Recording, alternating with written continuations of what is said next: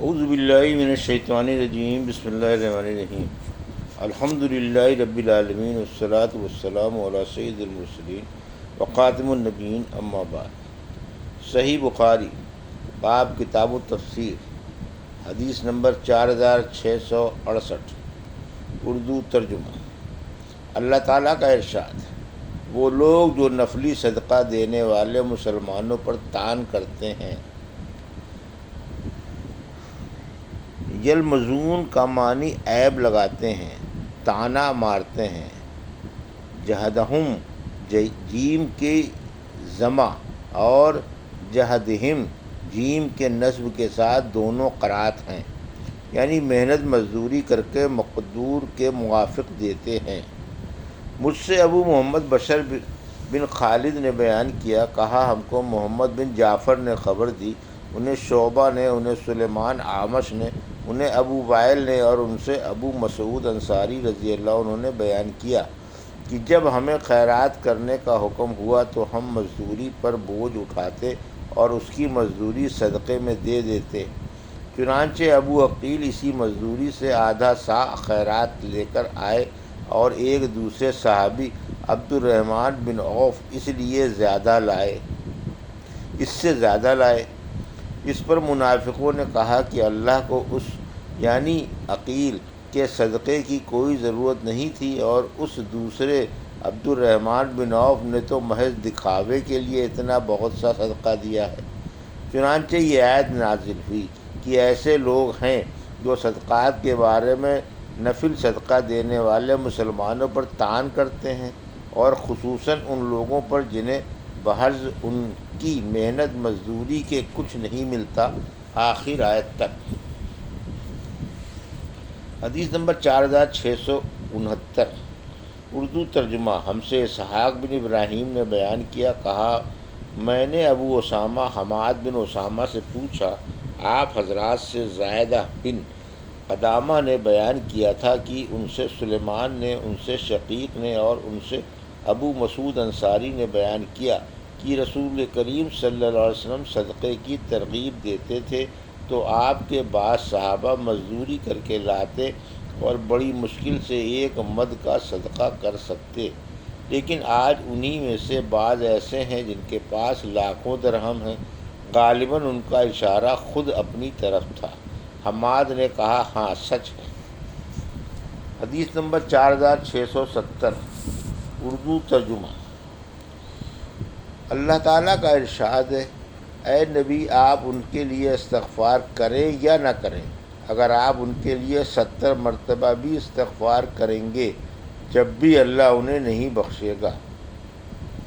ہم سے عبید بن اسماعیل نے بیان کیا، ان سے ابو اسامہ نے، ان سے عبداللہ عمری نے، ان سے نافع نے اور ان سے ابن عمر رضی اللہ عنہ نے کہ جب عبداللہ بن ابی منافق کا انتقال ہوا تو اس کے لڑکے عبداللہ بن عبداللہ جو پختہ مسلمان تھے، رسول اللہ صلی اللہ علیہ وسلم کی خدمت میں حاضر ہوئے اور عرض کیا کہ آپ صلی اللہ علیہ وسلم اپنی قمیض ان کے والد کے کفن کے لیے عنایت فرما دیں۔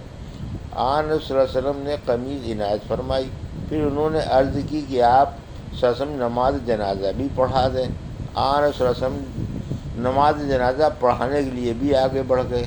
اتنے میں حضرت عمر رضی اللہ عنہ نے آپ کا دامن پکڑ لیا اور عرض کیا، یا رسول اللہ، اس کی نماز جنازہ پڑھانے جا رہے ہیں، جبکہ اللہ تعالیٰ نے آپ کو اس سے منع بھی فرما دیا ہے۔ آن صلی اللہ علیہ وسلم نے فرمایا، اللہ تعالیٰ نے مجھے اختیار دیا ہے، فرمایا ہے کہ آپ ان کے لیے استغفار کریں خواہ نہ کریں، اگر آپ ان کے لیے 70 بار بھی استغفار کریں گے تب بھی اللہ انہیں نہیں بخشے گا، اس لیے میں 70 مرتبہ سے بھی زیادہ استغفار کروں گا۔ ممکن ہے کہ اللہ تعالیٰ زیادہ استغفار کرنے سے معاف کر دے۔ حضرت عمر رضی اللہ عنہ بولے، لیکن یہ شخص تو منافق ہے۔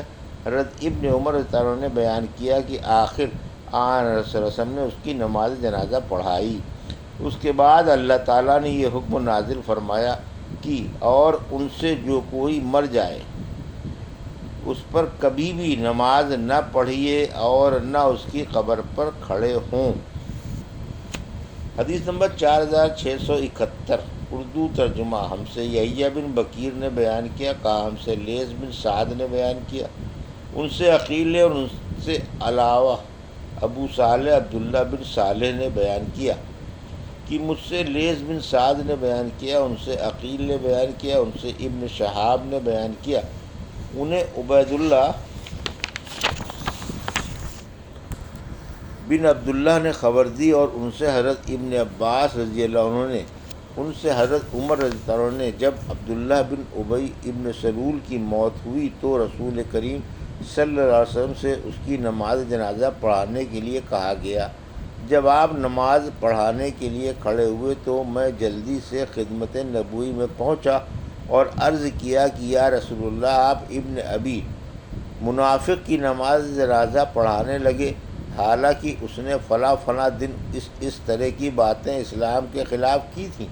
حضرت عمر رضی اللہ عنہ نے بیان کیا کہ میں اس کی کہی ہوئی باتیں ایک ایک کر کے پیش کرنے لگا، لیکن آپ صلی اللہ علیہ وسلم نے تبسم کر کے فرمایا، عمر میرے پاس سے ہٹ جاؤ اور صف میں جا کر کھڑے ہو جاؤ۔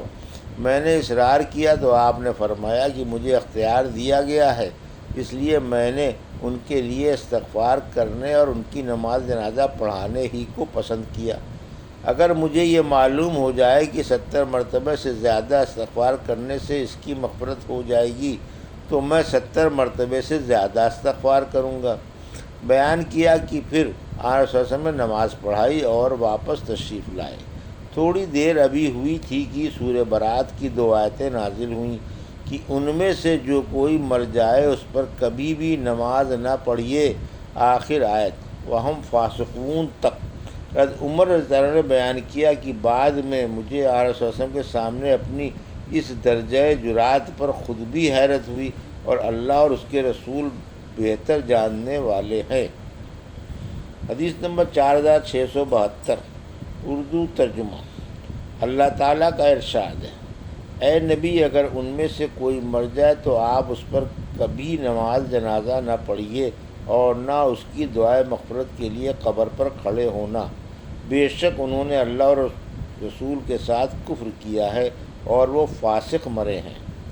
مجھ سے ابراہیم بن منظر نے بیان کیا، کہا ہم سے انس بن ایاز نے، ان سے عبید اللہ نے، اور ان سے نافع نے، اور ان سے ابن عمر رضی اللہ عنہ نے بیان کیا کہ جب عبداللہ بن ابی کا انتقال ہوا تو اس کے بیٹے عبداللہ بن ابی رسول کریم صلی اللہ علیہ وسلم کی خدمت میں آئے۔ آپ صلی اللہ علیہ وسلم نے انہیں اپنا کرتا عنایت فرمایا اور فرمایا کہ اس کرتے سے اسے کفن دیا جائے۔ پھر آپ اس پر نماز پڑھانے کے لیے کھڑے ہوئے تو عمر رضی اللہ عنہ نے آپ کا دامن پکڑ لیا اور عرض کیا، آپ اس پر نماز پڑھانے کے لیے تیار ہو گئے، حالانکہ یہ منافق ہے، اللہ تعالیٰ بھی آپ کو ان کے لیے استغفار سے منع کر چکا۔ آپ صلی اللہ علیہ وسلم نے فرمایا کہ اللہ تعالیٰ نے مجھے اختیار دیا ہے۔ یا راوی نے خیرنی کی جگہ لفظ اخبرنی نقل کیا ہے۔ اللہ تعالیٰ کا ارشاد ہے کہ آپ ان کے لیے استغفار کریں، خواہ نہ کریں، اگر آپ ان کے لیے 70 بار بھی استغفار کریں گے جب بھی اللہ انہیں نہیں بخشے گا۔ آن صلی اللہ علیہ وسلم نے فرمایا کہ میں 70 مرتبہ سے بھی زیادہ استغفار کروں گا۔ عمر رضی اللہ عنہ نے بیان کیا کہ پھر آپ صلی اللہ علیہ وسلم نے اس پر نماز پڑھی اور ہم نے بھی اس کے ساتھ پڑھی۔ اس کے بعد اللہ تعالیٰ نے یہ آیت اتاری، اور ان میں سے جو کوئی مر جائے آپ اس پر کبھی جنازہ نہ پڑھیں اور نہ اس کی قبر پر کھڑے ہوں، بے شک انہوں نے اللہ اور اس کے رسول کے ساتھ کفر کیا ہے اور وہ اس حال میں مرے ہیں کہ وہ نافرمان تھے۔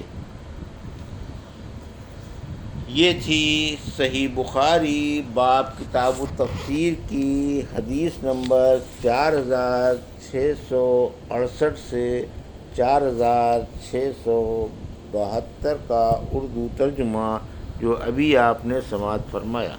اللہ سے دعا ہے کہ اللہ ان حدیثوں کی صحیح سمجھ عطا فرما اور ان پر عمل کرنے کی توفیق عطا فرما، آمین یا رب العالمین۔